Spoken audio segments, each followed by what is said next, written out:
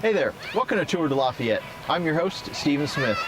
Today we'll take a look at the Perrin Neighborhood. We're here at Murdoch Park right now. Originally known as Barbie Woods, the area was donated to the city in 1916 by St. and Charles Murdoch to honor their father, a former warden at the state prison in Michigan City. James J. Perrin bought 63 acres to be developed as a residential neighborhood in 1873. The Perrin neighborhood is unusual because the streets follow the natural topography of the land instead of the standard Midwest grid pattern. The home here at 1521 Cason Street was originally built in 1880 by J.J. Perrin for his youngest son, John. The current owners, Gordon and Diane Mork, are inside, and they're going to show us around. One of the things about working in a house like this is that there's always something to do, and it's wonderful when you can get a little recognition. And here, Diane and I and our daughter Elizabeth got a Founders Day Award from the Tippecanoe County Historical Association. Right behind you, Stephen, is one of the original light fixtures in the house, and it was originally a gas light. The gas pipe came right up through the middle of the newel post. It's been electrified now, and it's a little bit the worse for wear, but it gives us another original taste of the home.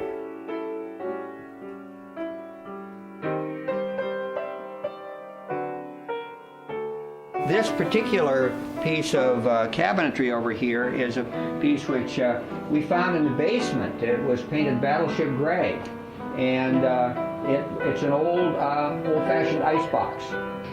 Stephen, I'd like to show you a picture of the neighborhood, probably taken in the 1890s. There weren't so many big trees in those days, but you can see the three Perrin houses which are in this part of the neighborhood. This is the house that we're in right now. These two houses here were built for the two Perrin children, two sons. We don't have our dogs with us today, but we do have our parrot. Hello, Zeus. How you doing there, Zeus? You okay? Bye-bye, Zeus. Bye-bye. We're here at 1526 Cason Street in front of this Victorian home that was built in 1893. The owners, Brian and Michelle Van Horn, are inside waiting for us. Let's go meet them. Hi, I'm Michelle Van Horn. I'm Brian Van Horn. And this is our home, and we're going to take you on a little tour.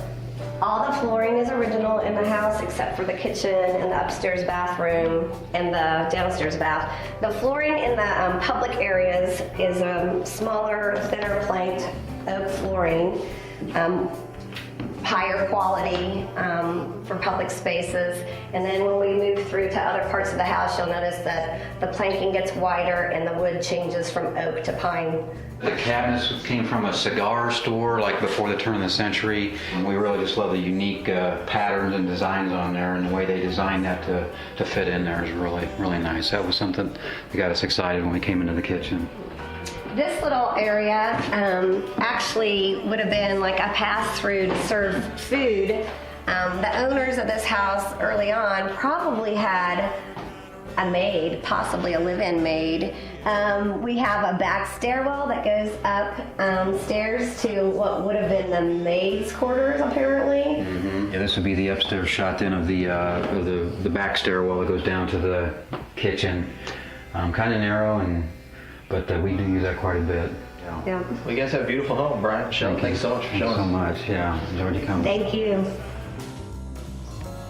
We're here at 1219 Main Street with Lisa Solwall, the owner of the home here. And Lisa, can you tell us a little bit about the home's history? Sure. This home was built in 1865, which was essentially the year the Civil War ended. It took about 4 years to build, so the new owners actually moved in about 1869, and it was the James Perrin family, and they were pretty instrumental in the growth of the city. I know that he was a merchant, and then he was a banker. He started one of the first banks here. Well, starting with this room, the ceilings in here are 12 feet. They are here both on the first floor and on the second floor, which is kind of unusual. I think generally the second floor gets a little shorter height for the ceiling. But what's nice about this is something common that they did in that time period, because the walls are also plaster. They put a picture rail above, and it's about 2 feet from the top, so it gives the dimension of the room as being not quite so overbearing and so high.